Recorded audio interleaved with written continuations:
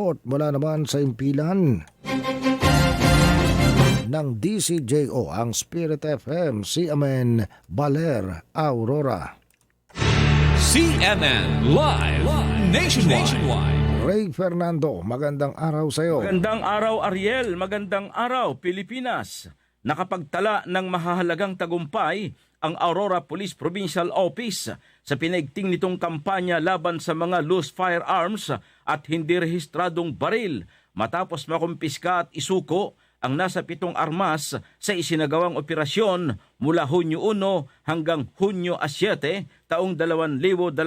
6 sa mga baril na ito ang voluntaryong isinuko, kabilang ang isang improvised homemade shotgun ng sumukong dating miyembro ng Communist Terrorist Group, habang isang kalibre 45 naman ang nakumpiska ng Dipakula Municipal Police Station sa isinagawang anti-illegal drug operation.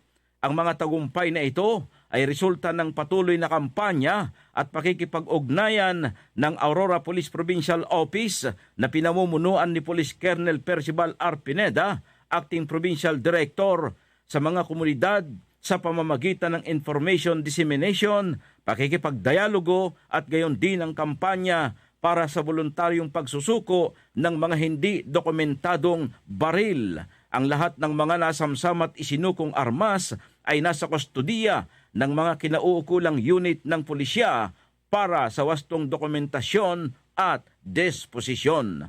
Mula dito sa DCJO Spirit FM CMN Baler, Aurora, ako si Ray Fernando, nag-uulat live para sa CMN Pilipinas. CNN Live Nationwide. Maraming salamat, Ray Fernando. Live and direct mula po naman sa impilan ng DCJO Spirit FM, CMN Baler, Aurora. Samantala